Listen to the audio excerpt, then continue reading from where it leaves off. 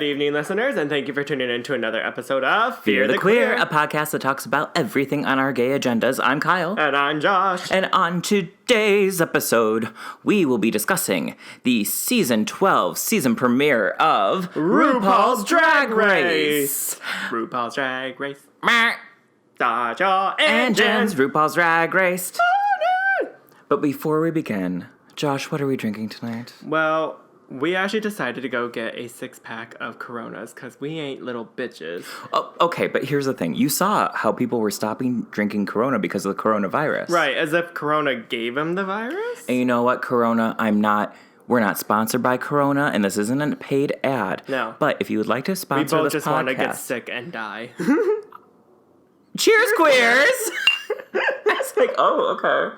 All right, but before we get into the heart of our gay agenda, we're going to do another segment of Does She Deserve It? In which we talk about a celebrity and talk about whether they deserve it. Good, bad, or ugly. Yeah, all of it. So, on the platter today is the one and only disco diva herself. Oh. What were you going to say? I was going to say the disco diva of South Bend, Indiana. Pete Buttigieg. Or the rat, as Josh shouted. I was like, okay, we'll just cut to the chase. Oh, rat again. Oh, rat again. So, Pete Buttigieg has dropped out of the Democratic race. Yes. As we're recording this is actually the night of Super Tuesday. And he just dropped out 2 days ago after his pretty bad showing in South Carolina. I think he came in 4th. And he decided to put all of his faith into Joe Biden. Yes. So... on social media... Side note here, Amy Klobuchar, is that how you say it? Klobuchar? Klobuchar, she also dropped out yesterday, and she also endorsed Biden. Interesting how that was just before Super Tuesday. DNC, we're looking at you. Also, I like to call her Amy Klobuchar. Klobuchar? She makes me upset my pants. Amy. Oh, Amy. But a lot of... good and bad has been talked about Pete Buttigieg ever since the first time we even saw him. When we first saw him... When we ran out of the sewer? No, when we first saw him, I was genuinely kind of excited that there was going to be a gay candidate. Yes. Until I started to do a little bit more research into his policies and kind of his history. Mm-hmm. And, it's kind of made me feel some sort of way. So, Josh and I are going to be discussing whether Pete Buttigieg deserves it. So, Josh, where are you at when it comes to Pete Buttigieg? How do you feel about his presidential run as the first openly gay candidate to make it this far? Weirdly enough, I actually feel like it's a little slightly overdue, and so I'm actually very happy the fact that there is... the potential of other queer candidates coming forward. Sure. And in the future being able to run for presidency. We already have a whole bunch of, the Rainbow Takeover? What is it? Like where queer people are now taking over positions in office? Yes, in the Senate. Yes, yeah. yes. So for me, I was very excited to the fact that there is someone who was able to make it at least to the presidential primaries. Sure. In terms of the fact that, I don't know if it's really necessarily the fact that just because Pete Buttigieg is gay doesn't mean that I have to stand for her. Well, I gotta say, identity politics is dangerous, and it's a reason why a lot of people vote for certain other people, and it doesn't mean that they're really looking at their policies. No. If I had $1 for every time a straight white person asked me about Pete Buttigieg, I probably could pay my rent this month, honestly. Because they assume... Your rent's only $5? People asked me a lot, Josh. And my rent is $500 and sometimes income is $9,200. And Pete Buttigieg would have paid for that if I was being paid, Pete. Or if you endorse Andrew Yang, he would just given you $1,000. If he hadn't dropped off too. Oh, God. God damn it, Andrew. I should have been part of the Yang gang. But, male Pete, he really is someone that I wanted. We were rooting for you. We were all rooting for you until... until you opened your mouth. You opened your mouth. Yeah. I think the first, issue that I had wasn't even that people were trying to relate, oh, Pete Buttigieg is gay, therefore you should like this gay person. Right. That wasn't actually the first thing that really rubbed me the wrong way. The first was actually something that came out, and it was how he handled the police department in South Bend, Indiana, when he was mayor. Mm-hmm.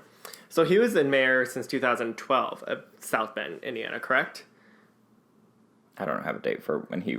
Okay, it was 2012. If you know it was 2012, I believe you. It was 2012, for sure, because he came out in 2015, and then he won his re-election by, like, over 80% here. And I think that's when the history of his protection of the police department sort of started to trickle down. Well, and yeah, because here's the thing. So back in... They started out June? Friends. Yeah, here's the thing. They started out friends. The South Bend police officers did say that Pete was very slow, or if any, did not react to racism being brought up within the police department, and have continued to speak out kind of against Pete for not doing so. It seems that Pete doesn't know how to talk to anyone who isn't white. Yes. It seems like he has a lot of issues there. You know how, like, you live, like, in, like, when you live, like, in a little bubble, it's kind of hard for you to obviously have different viewpoints of the world. Yep. Like, we still have to be real here. Like, Pete Buttigieg is from a small town in Indiana. Oh, sure. And he still has... I don't feel like he has a lot of exposure to a lot of the world around him. No, I think, like, at the end of the day, he is still, like, him and his husband, it's a very palatable dish to be served to America as this white Christian gay couple from the Midwest. Yeah, it's very easy to take. It almost seems like it's like the easiest, like, lowest common denominator of, like, marketing for gay people. So it's like, see, gay people aren't bad. He's also white. Yeah, see, gay people aren't bad. They get married. Look, they have a stable, loving relationship. I heard they met on Hinge. Hinge? Yeah. And just for gay people? I guess so. I don't know. That's what I heard. Rumor mill. Rumor has it that you met on Hinge. But really, the issue, honestly, with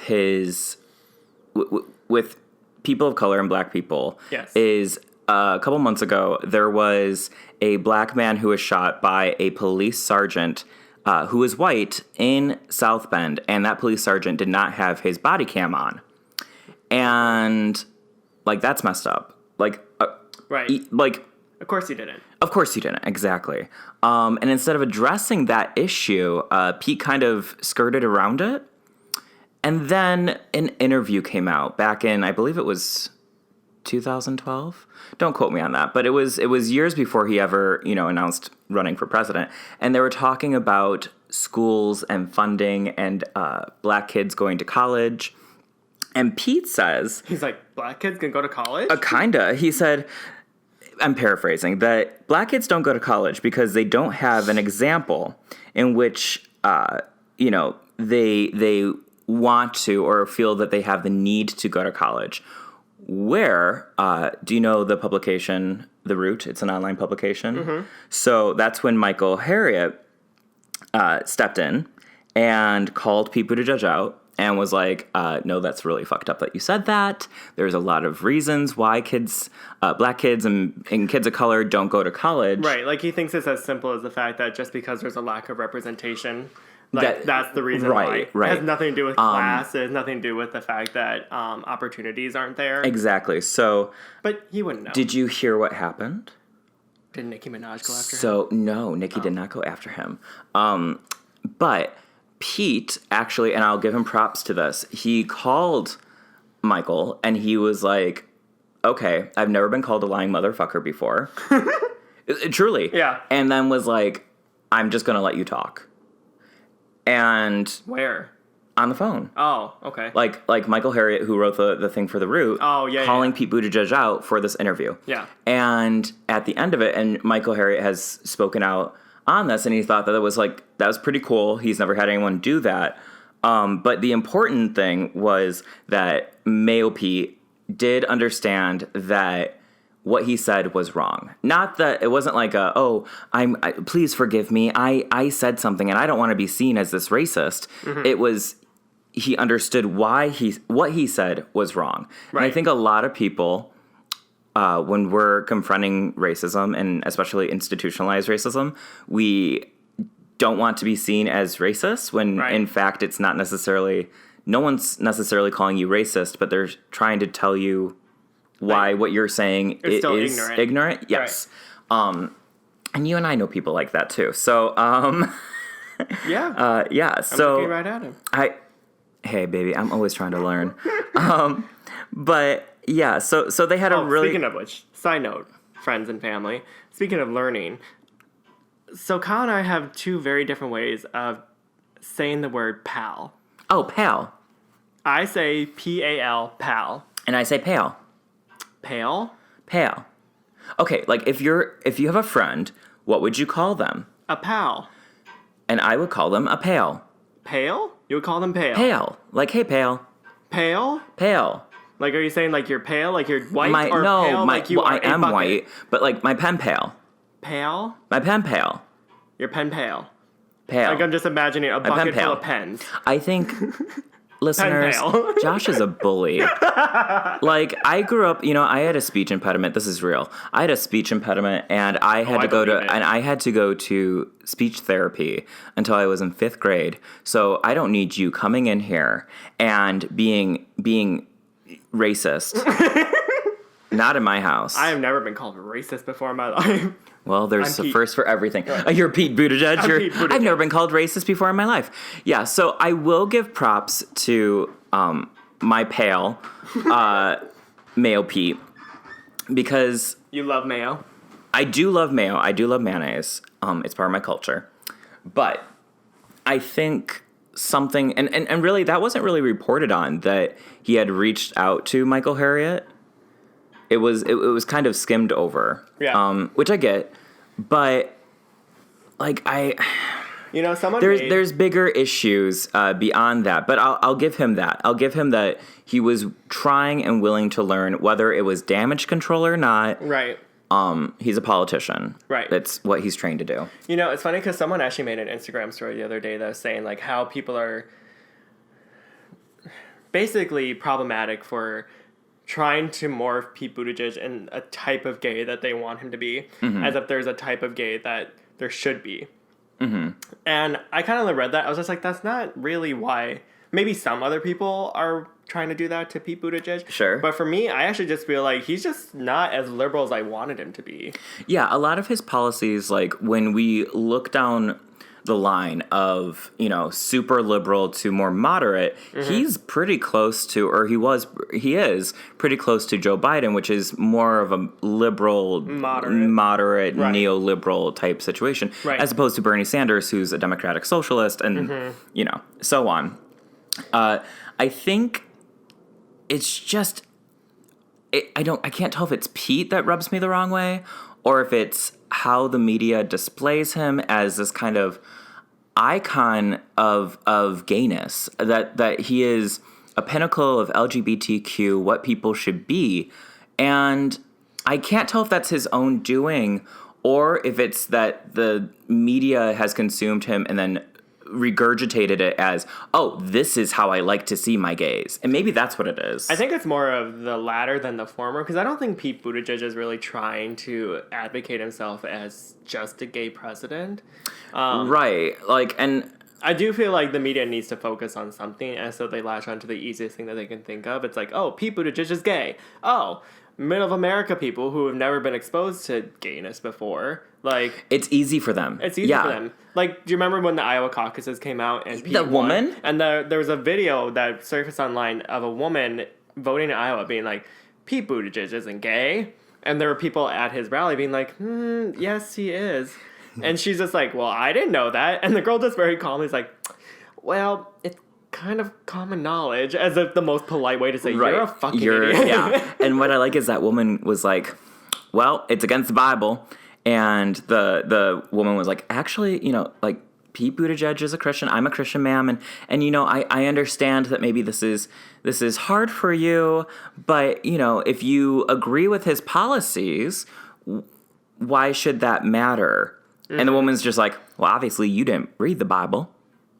And it's just like, stares at her. And it's like, well, ma'am, can you even read? As if that's a mic drop. Yeah. As if it's a mic. Come on. Well, I would just be like, I mean, ma'am, you can judge me all you want, but you're the idiot who didn't know that he was gay. I know. Well, Anyway, so I guess the question is raised of whether or not Pete Buttigieg deserves it. So let's discuss what it is. Yeah, what is it this time around? I feel like it is the fact that he is the furthest gay... No, he is the first openly gay person to get this far in a presidential primary. Sure. Mm-hmm. And he's getting a lot of attention for it. I'll let you say your bit first, because I kind of have an idea of what I'm thinking of here. Okay, so here's the thing. Does she deserve it? I think she does deserve to be critiqued. Yeah. I think what is interesting, though, because what's I think hard for at least me and maybe you, I don't want to speak on your behalf, but on my timeline, whether it's Instagram, Twitter, Facebook, whatever, a lot of my friends feel very similarly. A lot of my queer friends feel very similar towards Pete Buttigieg. Yes. That he doesn't represent the larger spectrum of the queerness, the LGBTQ flag. Right. And that it's a very small part that we're not taking away him being a gay man, but it's more so he's not adding to the larger dialogue of the queer community. Well, it's funny too, because even in the queer community, there's a hierarchy, and gay men are at the top of it. Gay white men are at the top of it, I feel like. And trans black women are almost at the very bottom. Yes. There's so many different levels here. And then because Pete is almost the 1% of the gays, mm-hmm. It's I don't know. It's there's this disconnect between him and I can't see him rallying for Black Lives Matter, right, or trans women being murdered, right, or mm-hmm. things like that. Or if he does, it's in a very standard, blanket statement, right? I'm a politician. This is what I have to say, type thing. Well, I definitely think that maybe I would respect him more if he watched Pose. Well, I think that there's a lot of comments that were made, when he was trying to his goal was definitely to make people afraid of Bernie Sanders by saying in the last debate that he was a part of, now that he isn't in it anymore, that, you don't want the Bernie Sanders radical 1960s civil rights agenda. And I'm thinking, bitch, you wouldn't be up there on that stage if it wasn't for the civil rights of the 1960s. Right. Sit your ass down. Stonewall. Sit your ass down. Right. That's where I have an issue with it. I think that he's a bit ignorant. But that shows, again, the disconnect between him and reality. Yeah. Just the fact of, he kind of has this privilege, even though he is a gay white man. Or even he's only been out for 3 years. Right. What? Didn't you say that? It's 5. Wait, what year is it? 2015. It's 2020. Oh my god! Stop it! I was just 3 years. This is also when we found out that Kyle can't count. I can't. So I have a speech impediment. I can't count. You are coming for me. Yeah. You are being so homophobic. Gagged. Oh my god. But truly, okay, I will say this. This is what I believe. Oh, okay. I think Pete Buttigieg deserves the hype right now, but he does not deserve the legacy. And what I mean by that is that the fact that there is a gay man who is able to get this far in the presidential primary, that is something to be celebrated, and that is something that is really cool.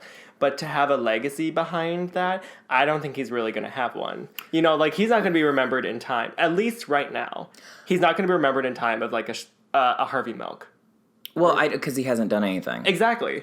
So, the hype will be there for a minute, but the hype always dies out. The hype, I think the legacy of being an openly gay candidate, I do think that will be part of the narrative that will be woven into American politics when it is discussed in history. Oh, sure. His name will definitely be mentioned. His name will be there. I don't think... but I think that is for... But how much is he going to get in a textbook? Is he going to get a whole paragraph? Is he going to get a sentence? But I think it's going to be I guess what I'm trying to say is, like, as, like, a queer icon, you know, to go back to icons, as a queer icon, I don't know if he'll have as much backing, but as a political icon, a representative of what could be, right? I think he'll have, like, in the hetero society, Probably. they're going to look at him as someone that either they loved him because, like, oh my God, look, he's gay, and look, we've come so far, blah, blah, blah. Or they hated him because they're, like, deeply conservative and twisted and are just like, oh, he's gay. I didn't know he was gay. I didn't know I was a pirate. That represents middle America. It's just all pirates. Just pirates? Oh, no, I would love that. I love pirates. Pirates of the Indiana. Pirates of the Indiana. Oh, my God. They're just, like, on a tugboat in the middle of a pond. Yeah. So does she deserve it? It's an Yeah. Because I also will say, I don't actively hate Mayo Pete. Yeah, Mayo Pete kind of, like, you know, it's just like Mayo. It's just kind of just like it's there. Don't speak ill of Mayo that way. I didn't. Mayo is delicious. Mayo tastes But like you know what nothing. you need to do? You know what you need to do? You got to add that mayo with some hot sauce and maybe some tuna. You got to flavor it. Yes. And then but you can see, make mayo by itself, it's just not that mayo great. by itself, yeah. So maybe, you know, my hope and prayer is at this time... You're going to have a sandwich by the end of this episode. I'm going to make sure your ass is out of here so I can make a sandwich. But my hope and prayer is that with some mayo and tuna and pea salad. Ooh, girl. But I hope he's able to pick up a textbook or two and read up on the civil rights movement and the Stonewall riots and queer theory and how institutionalized racism consumes America. Yes. And because that's my hope. Yeah. That's all it is. If he's able to do that and come back in 10 years and who knows, maybe I'll be like the biggest Mayo Pete, you know. Ride that dick real hard. I don't think so. I don't think so, because, like, not to get too political. But I don't bottom. I don't. No, that's not. It is political to be versed in this election year. Save that, ladies and gentlemen. Save it. Yeah. Save your vote. No, don't vote. I mean, don't save your vote. Don't save your no vote. Oh, vote, you just vote. heard that, ladies and gentlemen. No, vote. Electoral politics I think is his messy. speech impediment is coming out again. My speech impediment, not my speech pediment. I said say speech impediment. Whatever, pal.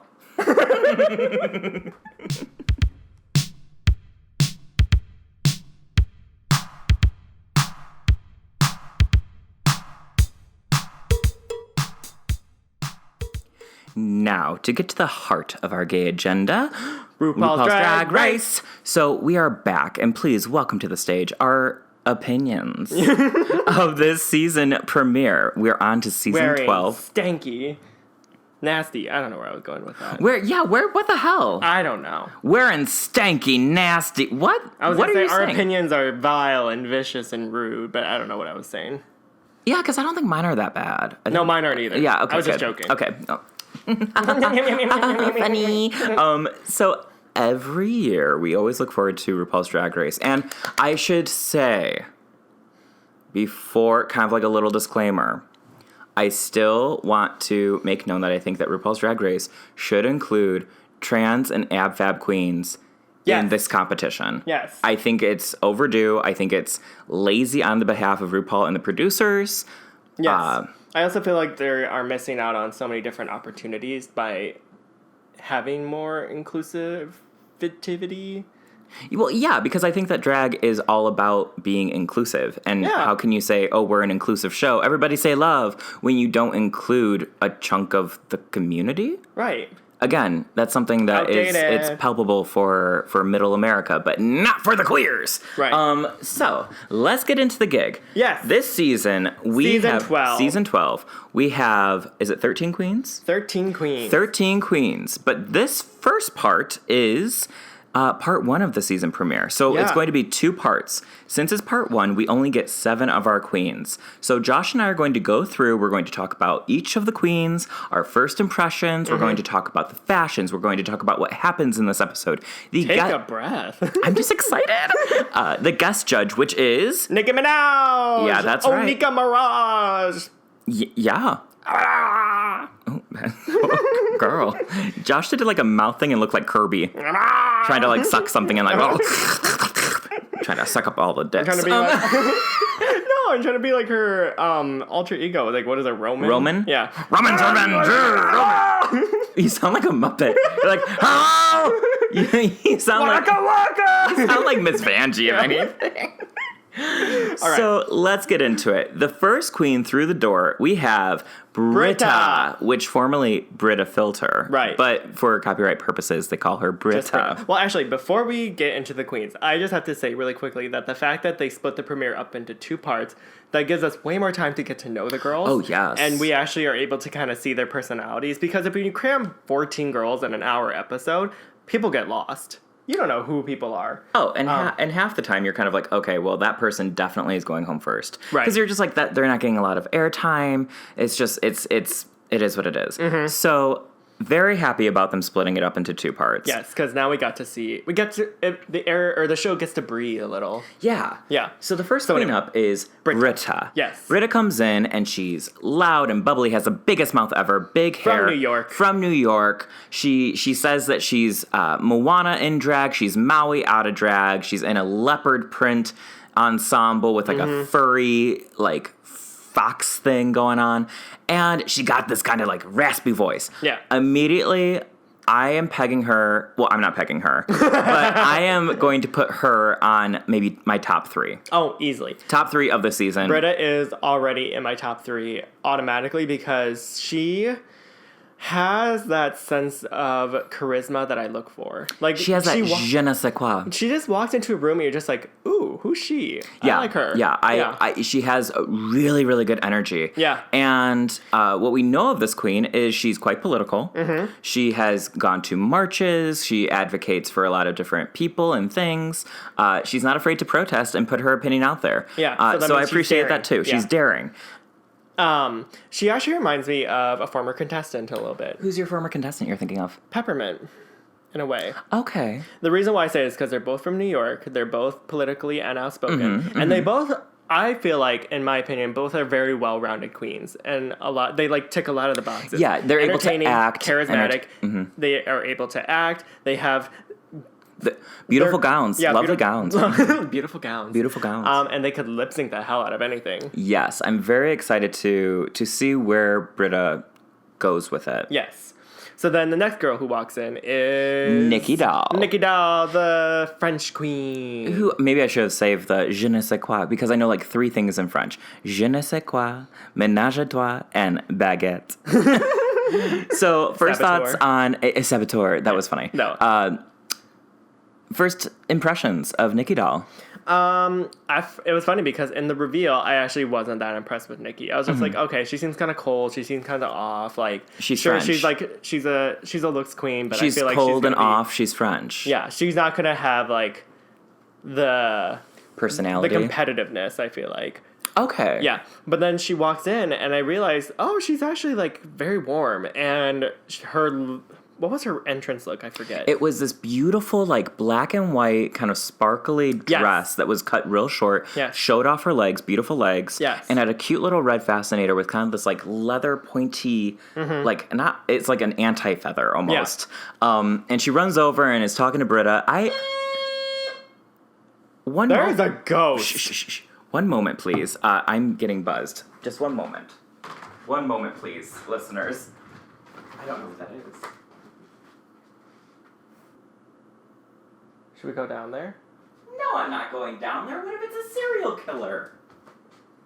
I mean, I don't think it'd be a serial killer. But this happened the other night, and it was people out campaigning for politicians. That's who are walking around the block. I am going to kill them. I'm already voting for Bernie Sanders. Right.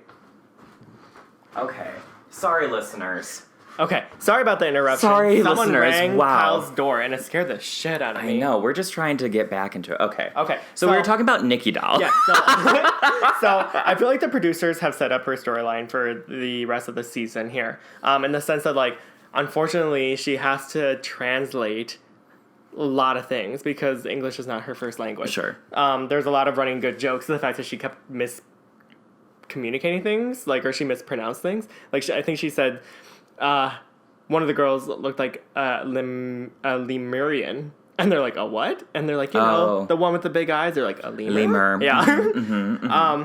But then she kind of opened up in Untucked later, saying that, like, it kind of sucks because she has to struggle and translate her struggles in both English and French to the other girls. So I connected to her on that level. I was just like, oh, that's a vulnerable side of you that I already like. Cool. Yeah, I think she's a likable queen. I think that she's quiet, but I don't think she's quiet because that's her personality as much as she's trying to, like, translate quickly. Right, and, like, kind of interpret the whole world around her. Right. Yeah. I have a feeling they're going to keep her on for like 3 or 4 episodes and then kick her. Yeah. Because they want the narrative. Okay, we have someone from France on, and you know, there's her storyline. I don't see her going very far. No. But hey, maybe I'm wrong. Yeah.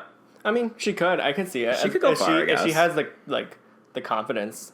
Anyway, who was the next girl who came in? Widow Von'Du. Widow Von'Du. Which, coming in all black, honey. Looking beautiful, giant, like, big hair, big smile, big feather thing coming off her shoulder. So I will say, even though there are no Chicago queens this year, interesting enough, there's at least 2 of them that were from Missouri. I know. Well, maybe they're making up for it because I feel like there is never. It's a usually Missouri like queen? It's usually no, just like the idea that queens from different parts of America besides New York, I guess, yeah, can also compete. Yeah, because I feel like a lot of New York queens are always there. I like Widow. I Widow Von don't think I'm going to dislike her this season. I think I'm going to like her. She brings a level of confidence, positive energy. Yes. And I'm here for it. So I do have some thoughts on Widow, but I'm not going to reveal it yet because it kind of takes away from the later part of the episode. Okay, so do you have anything else to say about her entering the workroom? I just thought that her look was really cool for the fact that it was all black, but there's still a lot of details to it. Yeah, she looked great. Yeah, she looked good. Yeah. Okay, who's next? Next, we have Jackie Cox from New York. Oh, Jackie. Jackie is... Her and Britta go back and forth between my 2 favorites. Yeah. Jackie Cox is the first Iranian princess in Drag Race. She enters in... let it be known, listeners, she's the first Iranian princess. Yes, ever. But she's not actually royalty. No, I know. I thought... But I didn't know if you were making a joke. Okay. That's what she called herself. Okay. Sorry, you're like, she's the first Iranian princess, and I was like... I don't think she's royalty. No, she says she's the Iranian princess. Okay. Oh my god, never mind. I'm sorry, but she comes popping in, and she's kind of in this like Mouseketeer outfit. I was gonna say with she looks Farsi like on her chest. Yeah, she looks like Minnie Mouse because she has like the Minnie Mouse. It's supposed to be like the Mickey Mouse Club. Yeah, like Annette. What was her name? Bunicello. Who? Annette from the Mickey Mouse Club from the 1950s. Oh, I wasn't born then. I didn't know. Well, I knew the Britney Spears Mickey Mouse. I'm sorry. I do my research. Oh, yeah. Wasn't so hard when you were born 40 years before that. It's true. Mickey Mouse Club, Annette. Here, I'll show you. And then you're going to be like, oh, yeah, that's definitely what she was trying to do. Here's a picture. Oh. That's what she was trying to do. Yeah, that's what Jackie was trying to look like. Yeah. See? Like, even the wig and everything. Oh, okay. Yeah. So she was going for this kind of like Mouseketeer thing. Across her chest was in Farsi, and it said her name, which is cool. She's kind of quirky, very smart, and very cute as a boy. Very cute. I don't know what it is. I'm like, So Jackie in the like confessional look. Out of drag, basically. Out of drag. Jackie out of drag. Gorgeous. I don't know why. Cute. Very cute. Very cute. Yes. Very cute. Into it. So yeah, I'm excited about You could tell Jackie's very intelligent, and you could tell she has a lot of broad knowledge of pop culture. Yeah. And I think those 2 things alone are going to really help her get far in this competition because she already stands out. Mm-hmm. I love a queen who knows her references. Mm-hmm. I love a queen who knows her aesthetic. Yeah. And it feels like between Jackie and Britta right now, those 2 know the references and their aesthetic. So I'm already... That's why, again, I'm going to piggyback on you. Yeah. I'm rooting for both of them, too. Oh, yeah. They're both really... They're both smart. Yes. They're both smart. So next up is... Gigi Good? Right? We'll say Gigi Good. Did she walk in next? I felt like she did. we'll go with Gigi Good. Okay. Gigi Good is from LA, and I just have 2 words to say. Gore and just. Gorgeous. She walks in this like... Wow, that was Gigi Good.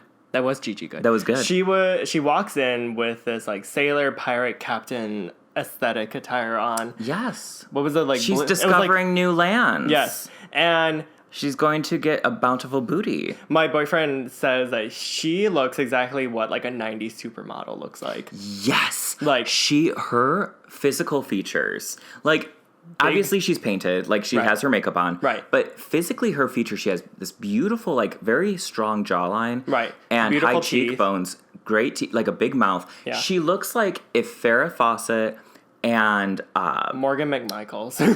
Morgan McMichaels? I feel like she looks like a much prettier version of Morgan McMichaels. I'm picturing like a Farrah Fawcett, Christy Brinkley, like mashup, kind of like that kind of model status. But Morgan McMichaels, who, if you do not watch Drag Race, she is a former Drag Race contestant who does have big teeth. I think she's prettier than Morgan. No offense. I literally just said that. Oh, did you? I was trying to think of Christy Brinkley. Oh. I was like, Christy Brinkley. Yeah. That's what I was going to say. Yeah. She comes in, looks great, already into it. And she's young. She's 21. So she is kind of like that new set of queens where it's like they were able to grow up watching Drag Race. Yeah. And they like definitely took notes over the years. And I feel like we'll explain a little bit more in the episode about that. Yeah. She knows what she's doing. Yeah. So next up is Heidi in Closet, who we saw at Black Girl Magic a couple weeks ago. Yes, and she was a fabulous performer. She comes in a pink zebra ensemble, but she does call it her leprosy outfit. I think she meant to say leopard outfit, but she's like, my outfit is like a little bit leprosy. And I'm like, you precious little thing. She has the biggest gap in her teeth. Yes. She, I think, is going to be like... she's so damn likable. I think she's so likable, like immediately. You can tell she's going to be the one who's like overlooked by the other girls because they think that she's not going to be competition. But watch out for Heidi in Closet. Yeah, I think she's feisty. She's feisty, and she's going to make good TV. Yeah, and I'm immediately into it when she called Pink Zebra her leprosy print. Okay, girl, I love you. Yeah. I love you. Last girl is Crystal Method. Yes. Crystal is also from Missouri. Mm-hmm. Crazy. Crystal has a more unique aesthetic in the sense that she comes in a clown outfit and her face is all done up clown-like.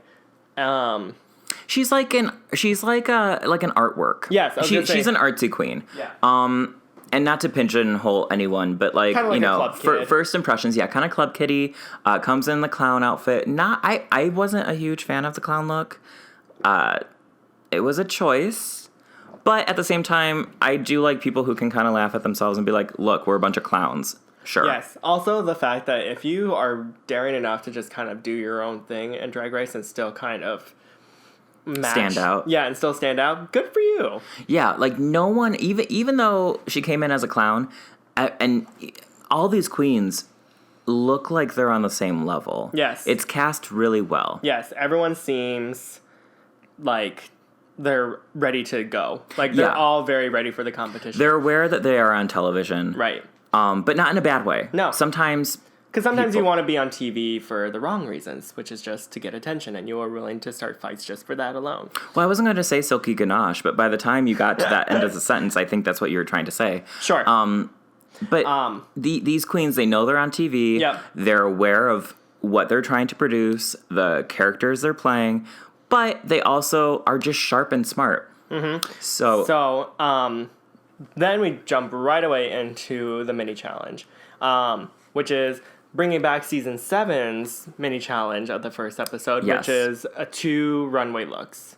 Yes. So the 7 girls have to make up a spring and fall outfit and model it in front of the judges, along with special guest star Raven and not Kanye West and Kim Kardashian. Yes. Yeah. Yes. So they walk down the runway and it's supposed to just like serve, give us a look. Yeah. And the first up is the spring looks. Yeah. So who out of these stood out to you? For the spring looks, the first one for sure was Gigi. Yes. She came out as like motorcycle Barbie. Like she had Pastel colors, Yeah. motorcycle jacket, high waist pants. Yeah. So Gigi's gag throughout this episode is that she has a lot of helmets in her looks tonight. You see it on her mini challenge, the main runway, and I think her entrance she had like this big hat on. Anyway, she looks great. It's a lot of pastel color blocking. I think she even revs up her engine at the end of the runway. Yeah, she's cute. Yeah, she has her shtick together. Yeah. And I love that her mom is a costume designer and has made all of her outfits. Yes. That's very cute. Yes. Now, who stood out to me in the not necessarily the best way was Heidi in Closet. Oh, the poor thing. Yes, so Heidi in Closet walks out with... She looked like she was in a closet and she just like came tumbling out. Yeah. Let's be real. So, what are those things, like those Renaissance hats, like those really tall, pointy hats that the women wear? Yeah, it was giving me that, but also a bit of like Black Panther Queen headdress sort of thing. Sure. Like what Angela Bassett wore. Yeah. She was giving me kind of that, but it was this long, silky, chiffony, like, is she on the beach? Is she? I don't know. Yeah. And was it impressive?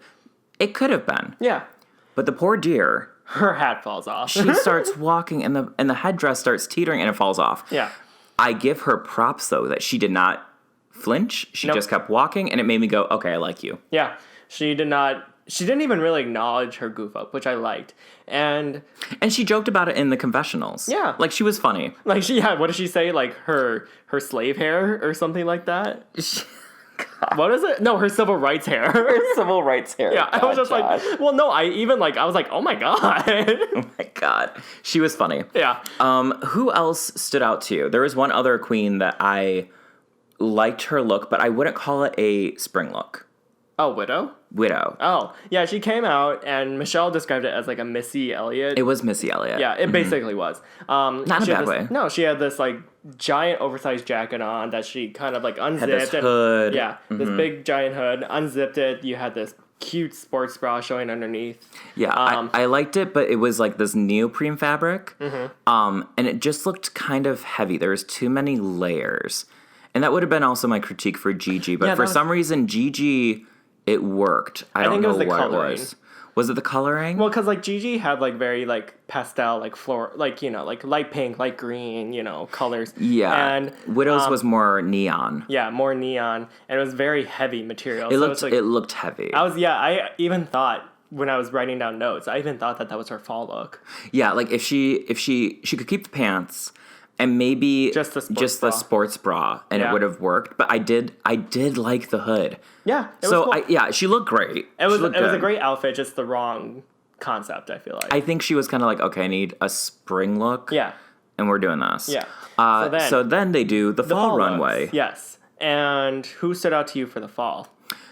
Crystal Method. So she went from doing, you know, the clown look walking in to coming out in this safety pin sweater deconstructed grunge Freddy Krueger look. Yeah. With red and green sweater. Red and green sweater with the hat, and then she had Band-Aids on her head as though it was kind of the skin. Yeah. It worked for me. And she even had a what is it? A trick-or-treat basket, like a jack-o'-lantern. Yeah. Yeah, it was working for me. I like queens, again, who they know their shtick, and they go with it. They're smart. And I thought the reference was really good. Like, oh, you want a fall runway? We're going to do Halloween fall runway. Yes. I liked that. I thought it was pretty funny. And you know the gays love Halloween. Oh, the gays love Halloween. Right. And it was well-produced. Like, it didn't look cheap. It looked that was intricate. Yeah, it actually looked like a nice fall fashion look. Did anyone else stand out to you? Two other people stood out, but not for the individual looks, if that makes sense. It was like their overall spring and fall look when they came together. It was great. Sure. Who? Yeah, Britta for one. So Britta's spring look was this light blue gown that had a nice tearaway to it. But her fall look, then she even said it was like it looked like an oil spill. So it was still an evening gown, but it had like the first layer was black and shiny, and then there was like the oil, like multicolored slickness to it. She looked kind of like Ursula in her fall look. Yes. And like from The Little Mermaid. Yeah. Mm-hmm. And we just watched this RuPaul review called The Pit Stop with Bob the Drag Queen and Sasha Velour. And the fact that like it's kind of water themed for her. Yeah. They both said, and which makes sense, it's because it's Brita filter. Mm-hmm. She stood out. And then the second one was Jackie. Jackie, yes. Like neither, like those, I like the consistency. Jackie definitely loves her 60s look. Yeah. And she's very smart when it comes to 60s fashion. Yeah. She's giving us fashions that I never thought are mod, right. But they feel fresh, they feel interesting. Right. I'm very into it. I was gonna say, never would I have thought that like leather brown pants would look good on someone. It looked really good. Yeah. I loved that. I loved her little jacket that she kind of wore over her shoulders. I loved her shoes. It's very go-go. Yeah. Really into it. Yep. And did they announce a winner for the mini challenge? No. They just went right into the main challenge, yes, which was a rap challenge. So each girl had to come up with an introductory verse to kind of show themselves off to the judges to a track called "I'm That Bitch," and they were going to rap it in front of guest judge Nicki Minaj. So it was kind of crazy because you don't usually do a song on RuPaul until you're top 4. Right. Like, they were not playing around. No. RuPaul was like, we're going to have a very good first part premiere. Right. I don't know how part 2 is going to even hold up to it. Right. If it does, I'm going to be like, this is already like one of the best seasons ever. Yeah. So I don't know. Just the fact that you were able to have something usually reserved to the end where it means that things are getting really good, to have it be the first episode and everyone really stands out, you're just like, damn. The energy was so good. So the queens are back in the workroom and they go, okay, someone needs to choreograph this. Who should do it? Yeah. And Widow Von Du and Heidi in Closet volunteer. So they say, oh, we choreograph dances all the time, we produce shows, yada, yada, yada. They get out on the stage and they start doing it. And it's a little overwhelming for Widow. Widow says there's too many cooks in the kitchen. Right. You have Brita and you have Jackie, who Josh and I both love Brita and Jackie, but they are loud New York queens, right. And they're talking over her. Yeah, and they're overstepping their boundaries, I feel like. And this is where I wanted to bring up with Widow, because this is what I didn't want to reveal until now here. Widow, I feel like, could potentially bring some good drama later. Oh, 100%. Because she was getting testy with the other girls. Not in the sense of, like, it was uncomfortable to watch, but just in the sense of, like, all right, I'm over this. I felt her frustration. I'm tired of your attitudes. I'm tired of you guys overstepping me. And her confessionals were also snarky. She was just like, oh, okay then, She's smart. She, again, knows that she is on TV. Right. Give us some good confessionals and you'll stay on TV longer. Right. But she also did it in the best way possible. So rather than starting a fight, she's like, you know what? I'm just keep my opinions to the confessionals and I'm going to step out. Yeah, and then Heidi in Closet ended up choreographing the routine, which I will say, incredible. Yeah. I was so into it. Yeah, Heidi's choreography was great. You can tell she is going to be the dancer this season. Oh my God. She is bucking the house down. I love it. What? I just haven't heard that phrase in a while. Well, welcome to this season of RuPaul's Drag Race. Yeah. So they get to the main challenge, and out walks Nicki Minaj in this very pretty red gown. Gorge. It's Gorge Barbs. Yes. Now, Nicki Minaj was an interesting first choice for me as a guest judge because I didn't really think that Nicki would have ever be that good of a guest judge on this show. Well, I don't think she's been doing much lately, so I think she had some extra... More time. She had more time. Yeah. That seems like a read, and maybe it was. But here is a huge compliment. Yes. I love seeing her. Yeah. It was so refreshing. It was very refreshing. It made me kind of go like, oh shit, I need to listen to Nicki again. Yeah. Like, I kind of have, Because what was great about her... left her alone, and now I feel like I need to go back to her. Yeah. Well, what was great about Nicki is the fact that a lot of times guest judges are either too, pleasant and just nice and don't want to, come off as, too opinionated. So they just kind of say very generic compliments and things like that. And beautiful gowns, beautiful dresses, beautiful dresses, gowns. Yeah. And so they don't really leave an impact. The other half, you can tell, don't even watch Drag Race. Oh, they don't have a goddamn clue. Right. They're just there for the paycheck and they're like, cool, this is fun. I'm really into voguing right now. Yeah, it's a little frustrating. So they do their main challenge. Yes. And in a nutshell, I say watch the main challenge. YouTube it right now if you can. Yeah. They killed it. Yes. The energy, yeah. so good. Each girl's rap, like, was memorable in its own right. Because they all had funny lines at one point or another. Mm-hmm. Two of them did, like, amazing, like, splits, back bends. Widow, I think, Widow like, crawled upside down. She was doing, like, an exorcist bend. She like, crawled upside down. She's looking directly into the camera. Right. And when she did that, I was like, she's not here to play. No. She's here to play. She is... I think Widow might be top 5. Who is your favorite verse? My favorite verse... I think... Detox coming with the slow verse. My name is Roxy Anderson. I'm here to make it clear. I know you love me, baby. That's why you brought me here. I was a bitch on season 5. I'm here to make it right. Not like my comedy. I'm killing on this rhyme. I'm going to show you what I can do. You're and then Todrick in the going background. crazy for me and you, Roach. Okay. So, anyway, sorry. I was surprised I kind of went there. I'm surprised I knew the words. I'm not. Oh, thank you. That Wait, wasn't a what? I don't know. I was like, thank you. I think Widow rapped the verse the best. Mm-hmm. I liked Jackie's verse. I thought that she was really smart. Yes. I liked Gigi's verse because it was short, but it was... She played to her strengths. Right. We have this tall, skinny white girl who openly admits she's not a very good dancer. She's not a very good dancer. She goes, I cannot even touch my toes. Right. And her verse was, like, very breathy and, like, a little rhymey. But it got to the point, she said her name, she had a funny line, and that was it. Yeah. It left me with an impact.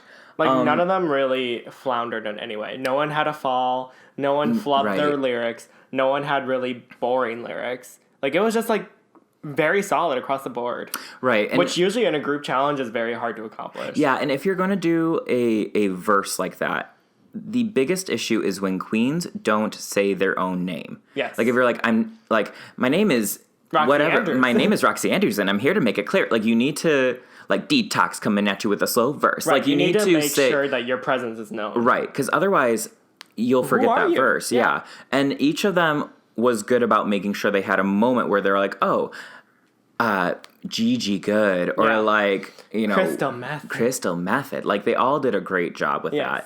And it was impressive. Yes. So clearly Nikki loved that. And now we're going to get to the runway. Yes.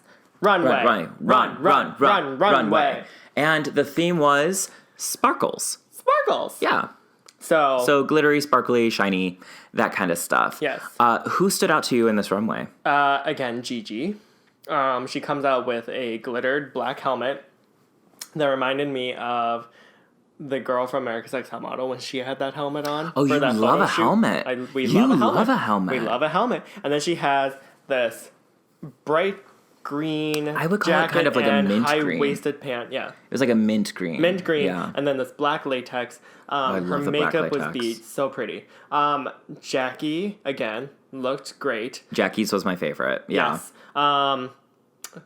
Well, you describe it. So Jackie came out and she was doing a Valley of the Dolls Neely. Mm-hmm. So when Neely in Valley of the Dolls, she's like, sparkle, Neely, sparkle. And she'll pop the pill. And Jackie did that on the runway. And it was smart. It was clever. It was vintage. Yeah. And it gave some interest to the eye. Like, it wasn't all just like one color. Right. It wasn't all one shape. She had kind of like this kind of bedroom look and this big kind of like bouffant hair. And something I love that Jackie does is, and she says it's a bit of, because it looks cute, she'll do like a little pin curl on her sideburn. And it's kind of this like, she's like, it's like an Iranian pin curl, but it also, she goes, it hides her man sideburn. Yeah. But it looks really pretty. And it does look pretty. It's very much like, you see that, you're like, that's Jackie. Yeah. It's cute. Yeah, very cute. Crystal comes out in this glitterified Satan outfit. She looked great. Yeah, she did look great. She looked so good. So that's like 2 horror movie references right there with so Crystal. So you could tell that she has. Are you a fan? Well, you could tell she has a shtick, and I like that personally because for me, I love horror references. Yes. Like Raja's Carrie look is still one of my favorite looks of all time. So great. So the fact that you got 2 in one night for me. Thank you, Crystal. That alone, it was strong. Like, you're safe, honey. It was strong. There wasn't really anyone who did bad on the runway either. No one did bad. Even, so Heidi in Closet, her dress looked fine. It was pretty. It was sparkly. Yes. And that was like a dress, it just looked like it needed to be tailored a little bit. Yes, it was a little loose. It felt a little bit loose, and she's a petite girl.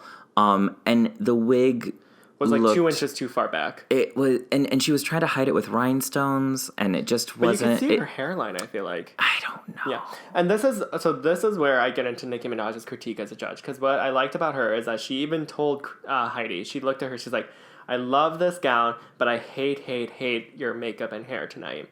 Now, you don't get that type of honesty from a guest judge. You don't, and if I was Heidi in Closet, I would have started crying. But to have Nicki Minaj say, I hate your face. But, oh my God. She didn't say, I hate your face. She said, basically. She basically said, I hate your face. But she's being honest, and she wasn't doing it in a mean way. Well, I'm sorry. I honestly hate your face. She wasn't doing it in a mean way. She was trying to be like, look, like, this part is good. This you should work on. And if you honestly can't handle that, then you should probably go home anyway.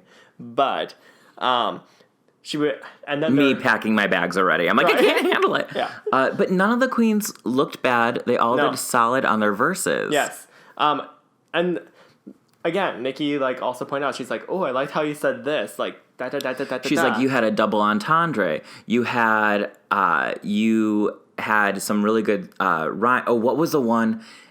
Widow said something about it was harmonizing with her thighs. Yeah. Her thighs rubbing together and they're harmonizing. And I was like, I even noticed that line. I was like, that's smart. Yeah. That's good. Good job, Widow. Right. Again, these queens had really They're smart. Good, smart lyrics. So normally on RuPaul's Drag Race, for people who don't know, usually on the main stage, the judges give their critiques. The girls go back to Untucked and they unwind for a little bit before the lip sync. They come back. The judges then say who won the challenge, who did good that week, and who's safe, you mean? Right, safe. Yeah. Mm-hmm. And then who is announced in the bottom two. And the bottom two have to lip sync for their lives in order to stay into the competition. So that's been since the dawn of time in RuPaul's Drag Race. So that formula... It was the dawn of time. Yeah. Since Adam and Eve. Yeah. Literally, Adam and Eve had to lip sync for their life to get out of the Garden of Eden. Guess what? And Eve lost. And Satan, the snake, RuPaul... Yeah. still valid. Anyways. Yeah. So one by one, RuPaul calls out the girls' names, and she's like, Britta, you're safe. Jackie, you're safe. And Crystal, so on and so forth. Yeah. And, at this point, you're just like, wait, who won the challenge? Right, like, she's not saying who won the challenge. Yeah. And then they get to final three people. Widow, Gigi, and Heidi. And based off of the editing of the episode alone, you kind of are just like, okay, so Heidi's probably in the bottom. Heidi's in the bottom. She had a hard day. She had the harshest critiques. But then you're thinking like, but who are the other two would be at the bottom? Widow killed it. Yeah, Gigi looked great, and she didn't do a bad job. Yeah. So it was like, what? Yeah, and then all of a sudden RuPaul just says, Heidi, you're safe. And then gag. Yeah, like even the girls are like, what? What? Like, oh my God, this doesn't make sense. I think Heidi walks back. It's such good TV. She walks back and she kind of like gives a hug and she kind of turns and she whispers, "This just doesn't make sense." It's good TV. Yeah. And then I love it so much. I know it was really good. I was gonna say it's really good editing on the producer's part here. So please go out and watch it. It's such a good premiere episode. It was really good. And then after just staring at both the girls for a minute, Ru was just like, you two are the top two of the week. Deservedly. Yeah. Deservedly so. And so not only now are they both safe, they are now lip syncing to be the first challenge winner of the season, which is really cool. I loved that. I'm so happy they didn't send someone home this first episode. Yes. I think it would have been too early. I want to, I don't know. I want to get to know these girls as much as I'm like, get to the point. Like, I want to know who wins. Right. They're all so good. I'm okay with getting to know them. Right. I want to see the looks. I don't feel like I'm wasting my time right now. Yeah, no. I'd much rather get to know them before they send them home than just, get right to the chase here. Right. So they start lip syncing to Nicki Minaj's Starships. We're meant to fly. And Widow did not come to play. She whips off her jacket. She's got her dance costume on. She's kicking. She's pussy popping. She's dislocating her shoulder. She's breaking her leg. And her leg. And she's just giving you every word. Like literally, like exorcism, like flailing all about. Her head falls off. She's not messing around. And Gigi, not a dancer, I think did a good job too. Yes. She knew her words, and she took a comedy route. She was pretty funny. Yeah. She was cutesy funny. Yeah, she was able to play on the words a little bit more. That kind of made it seem like she's like this old lady trying to dance. Yeah, when they're like... Like, there's a line that's like, get on the floor, and Gigi just like lays down. like trying to lay down, right? Yeah. So, spoiler alert, Widow wins the lip sync. Yes, which is pretty obvious. It was pretty obvious. And she gets $5,000. And we're left with all 7 week. girls. All yeah. 7 girls. They're all still here. Yes. And we have... the 6 remaining coming in next week. And we don't know if the other queens know that there are queens that are already there. Right. If that makes sense. Yes. Yes. But also, too, like, what's going to happen next week? Is it going to be the same formula? Is no one going to go home next week? I'm like, what if wondering- someone goes home next week? I wonder, what I would love to see is they do something similar and they have, the 6 queens, they do their weekly thing, you get the top 2, you have one that wins, Yeah. right? And then they get the $5,000. And going into the next week, you have to, like, mash it all up, and maybe they'll be like team captains. Right. And be like, okay, you can choose people that you already know, or you can choose these new queens. Yeah. And then they'll kind of continue from there. Because obviously they're going to have to start sending people home. Right. I hope they don't do it like how they've done in All Stars, where it's like the top 2 queens lip sync, and then whoever wins sends someone home. I don't like that formula. I think It's kind of outdated. it's outdated. It's a little bit cutthroat to me. And I mean, I get it. It's a competition show. It's a drag queen competition show. Right. But I feel so bad. It's like, yeah, you just won $5,000. Now send one of the losers home. Right. Well, also, too, like, drag queens, like, because they're experienced in it, they aren't seeing it from a producer's, like, storyline point of view. Right, You know, right. like, keep this person on for the better drama. Yes. You know? Yeah. They're looking at it as, like, oh, you're my big competition. Bye. Yeah, you're my big competition. Or, oh, you're my friend, so I'm going to keep you. Right. Even though you might not deserve to stay. Right. Yeah, so we'll see what's going to happen. What are you looking forward to anything this season? I am very excited for this season. Okay. So we have openly discussed about how we've had RuPaul overkill for the past few years here. So It's been kind of exhausting. between 2017 till now, we've had All Stars 3, Season 10, All Stars 4, Season 11, and UK Series 1. That's 5 seasons in like 2 years. Woof. That's overkill. And the Christmas special. Oh, and the Christmas special, which was fucking stupid. I never watched it. So, to say the least here, we are both tired. Not in the sense that, like, we will stop watching it because it's still RuPaul. It's still one of our favorite shows here. But we needed something to change. We needed something to up the ante here. And I don't know if it's the Queens have, because they filmed this like back in June. Yeah. Like a year ago. Yeah.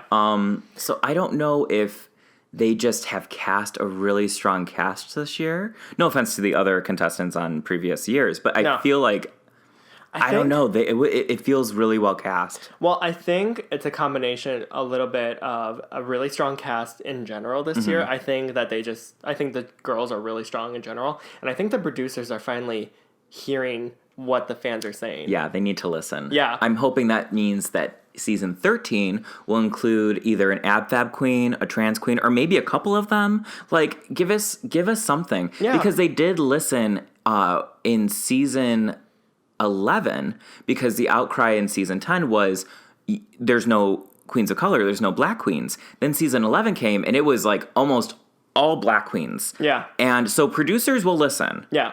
But again, it's been like they film like a year ahead of time, Right. So like, we don't know. Well, I feel like TV producers in general, not just the RuPaul producers, so that they have this like, they have this mentality of like, if it ain't broke, don't fix it. So they'll just continue to do the same thing over and over again here. But that gets tired. That gets boring. Oh yeah, So 100%. the fact that we have 2 episode premiere. No one went home, and there was a lip sync for your legacy in the first episode. You're just like, oh, this is refreshing. I'm into it. Yeah, give it me felt like a something nice different. breath of spring air. Yeah, because like my favorite thing is to just like, I love watching the lip syncs and I love watching the looks. Yes. And like the fun little like catty drama, like that's fun to have it included in there. But like, I don't know, like you don't have to send people home. I'm not going to be like heartbroken unless I can't stand the queen, which is kind of far and few between. I usually am pretty... We get it. You don't like Silky Minaj. Silky Minaj. Silky Ganache. Silky Minaj. I'm Silky Minaj. Silky Minaj. So yeah, I gave the premiere a 10 out of 10. Yeah, I think it was like, I'll say 9.5. Okay. I'm trying to think of why I would deduct. Oh. I deduct because they're leaning really hard into the politics. So You don't like that? well, okay, here's the thing. I didn't like it for their like promo looks. So the promo looks are all like American political, white, and blue. which I thought I liked, but RuPaul is kind of having this overarching narrative into the show. Right. And before you think I'm going to say I don't like it entirely, I think I just didn't like the beginning part of like when RuPaul's like, "Are you looking for a new political party?" Mm-hmm. Yeah. Girl. But what I did like is at the end they were like, "Here, this is where you can register to vote." That's cool. Right. Like use your platform for good. Right. Well, because like at times it almost teeters into like escapism. It's just like, don't worry about what's actually happening right now. Right. Like you can escape into this fantasy land of drag queens, which would be an amazing thing to do. But the reality is we were able to do the entire episode, and then Right. as they exited the stage, they had signs and they were like dancing with them and said like, "Vote. Here's how to register to vote. Register to vote, bitch."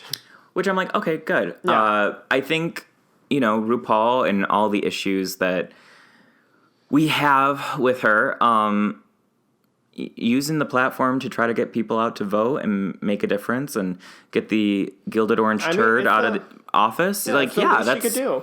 Literally the least. Yeah. So yeah, I'm not mad by that, but I'm like, okay, don't be too heavy-handed with this. Sure.